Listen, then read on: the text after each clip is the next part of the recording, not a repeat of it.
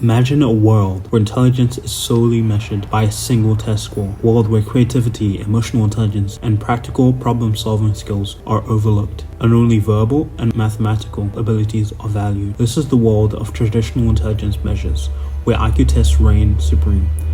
But is this really an accurate representation of human intelligence? The notion that intelligence is a sole determinant of success has been a long-held assumption in our culture. However, recent research and real-life examples are challenging this conventional wisdom. It's time to rethink the idea that a high IQ and academic achievement are the only keys to unlocking success. The traditional view of intelligence, popularized by psychologists like Charles Spearman and Louis Terman, posits that intelligence is a fixed trait that can be measured by standardized tests. But this perspective has led to a narrow focus on academic achievement, overlooking other essential qualities like creativity, emotional intelligence, and grit. Research has shown that these alternative forms of intelligence can be just as important as traditional intelligence. For instance, Angela Lee Duckworth's work on grit has demonstrated that perseverance and passion for long-term goals are stronger predictors of success than IQ. Moreover, individuals with dyslexia, a learning disorder that affects reading and writing abilities, are more likely to be entrepreneurs and innovators, highlighting the value of different types of intelligence.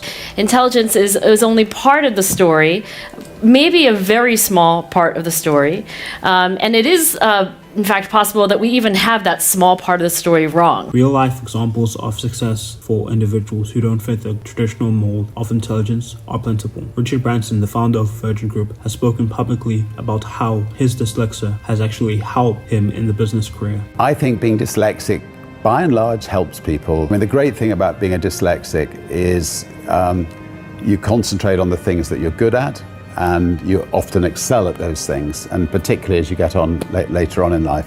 Steve Jobs, the co-founder of Apple, was known for his ability to merge art and technology, skills that aren't typically measured by traditional intelligence tests. The limitations of traditional intelligence measures. Critical examination. One of the primary limitations of IQ tests is their inability to measure variable aspects of intelligence, such as emotional and social intelligence. These aspects are crucial factors in assessing an individual's potential for success, but they are not tested in IQ tests. Emotional intelligence, for example, is essential for effective communication, empathy, and relationships, yet it is not accounted for in traditional intelligence measures. As noted by psychologist Howard Gardner, IQ tests are not a perfect measure of intelligence, and they are certainly not the only measure of intelligence. Believing in wit and grit is something that I've been thinking about for a long time, and today I'm going to trace the evolution of my thinking. I have really changed my mind about the importance of wit and grit. I was a prototypical believer that intelligence was a single thing. We had a single computer in our mind brain. The claim of the book is that rather than having a single computer, we all have at least 7 or 8 different computers. And one computer can work well in one person, another computer can work well in another person. Consider the story of Daniel Tammet, a mathematician and autistic savant who holds the European record for reciting the value of pi to 22,514 digits. Despite his exceptional mathematical abilities, Tammet struggled in school and was diagnosed with autism. His story highlights the limitations of traditional intelligence measures, which fail to account for exceptional abilities like his. Another limitation of traditional intelligence measures is their focus on verbal and mathematical abilities while neglecting other important aspects of intelligence, such as creativity and practical problem-solving skills. As noted by psychologist Robert Sternberg, IQ tests are not a good measure of creativity, practical problem-solving skills, or emotional intelligence, which are all important aspects of intelligence. So the question is, what is the story with those tests? Why do we use them? Well, when they were first introduced in the early 1900s, they actually made some sense because most of the students taking the tests were fairly homogeneous. They were largely male, they were white, they were middle, or upper class, and they went to good schools and so on. But as the century progressed, 3 things changed. The first thing that changed is that the populations of students taking the tests became much broader.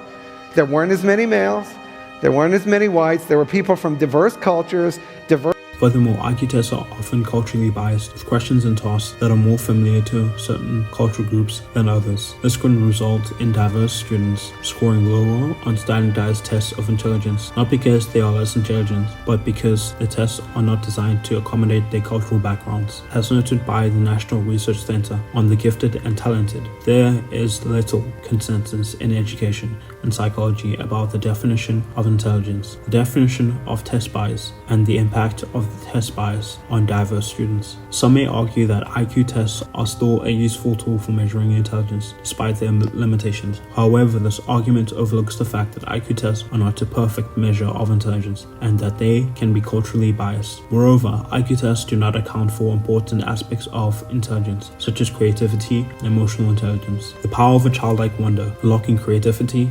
resilience, and connection. As we navigate the complexities of adulthood, it's easy to lose sight of the carefree curiosity and creativity of our childhood.